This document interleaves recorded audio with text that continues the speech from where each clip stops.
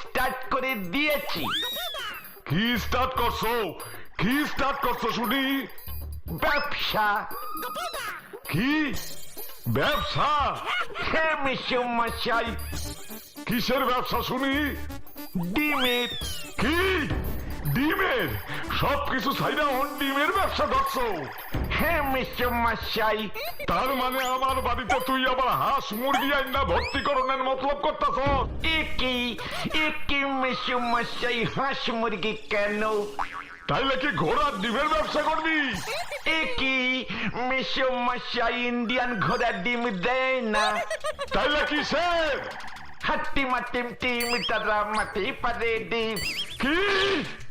শান্তি শান্তি শান্তি মেসোমশাই, এ হলো আপনার এই অতি প্রিয় ট্যালেন্টেড গপুর বোম্বাস্টিক প্ল্যান।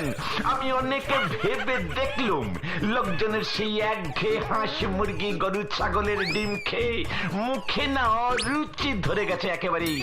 ওই গরু ছাগল আবার ডিম পাড়া শুরু করছে কবে রে? ফাইজলামি বারুদের জায়গা পাও না? ইয়ে মানে থকতরি, ওটা ওই টাকিং আর স্লিপিং হয়ে গেছে। সে যাই হোক, সেই কবে থেকেই আপনি হাঁস মুরগির ডিম খাচ্ছেন, এবার তো একটু চেঞ্জিং দরকার নাকি? ওই কি কইতে চাস? কি কইতে চাস? ভাইরা কাজ কইয়া দিলাম।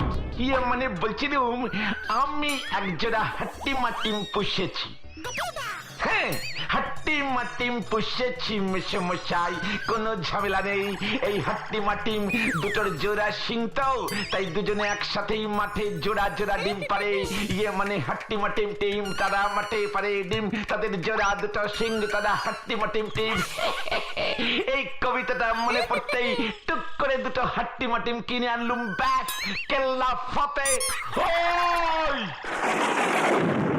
এ বাবা, এই ডিম খেলে মাথা